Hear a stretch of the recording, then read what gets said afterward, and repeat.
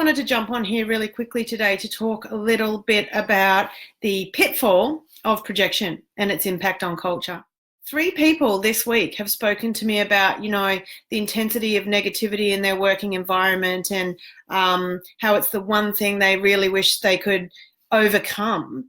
And yet they talk about it as if it has nothing to do with them. They talk about it as if it's some influence that's completely outside of their power to manage. We absolutely get to control and manage our own response and reaction to what goes on in the environment around us, at work, and in fact, anywhere in life. Now, I'm not saying that that is easy. I know that it's challenging and, sometimes particularly so, or can be more so at work, because we have a lot of competing priorities. We have deadlines, we have teams to manage, we have budgets to hit, we got outcomes that we got to tick off. And often in leadership, it can feel a bit like, well, the last thing I have time for is to deal with this kind of negativity or resistance from my colleagues, or lack of openness to the innovative ideas to solve problems. So I get it, right? Whenever we project, so whenever we assume that our ability to deal with something is dependent on what's going on around us, we're giving the environment and other people more power than what they deserve, frankly. The easiest way to eliminate negativity in the workplace is through the skill of self-reflection and self-awareness, is to notice when your own thinking has dropped below the line and to develop the skills to adjust accordingly. But we're not just talking about behaviors here. We are talking about your fundamental approach. We're talking about your personal philosophy. We're talking about your beliefs and your mindset and the way that you process, the way that you think and respond and react to events.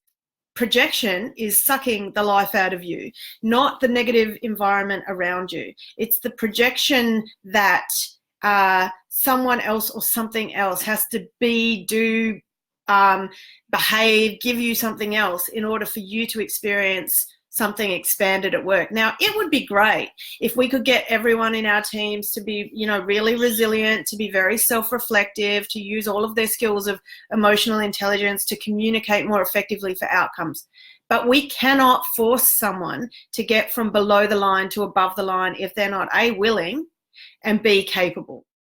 What I will say is that it is a real pitfall to fall into the trap of projection, to give away your power, to assume that the environment has a greater ability to control your experience of culture than you have yourself.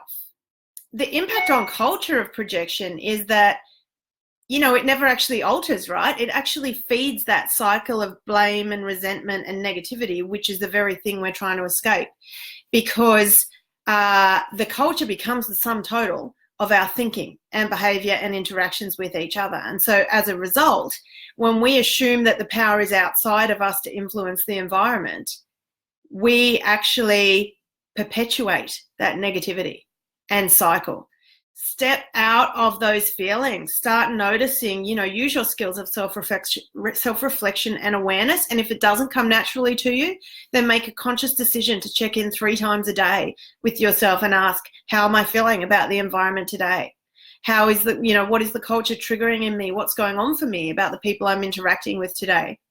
And just check in with yourself, get a read on your own experience and feeling about the environment today.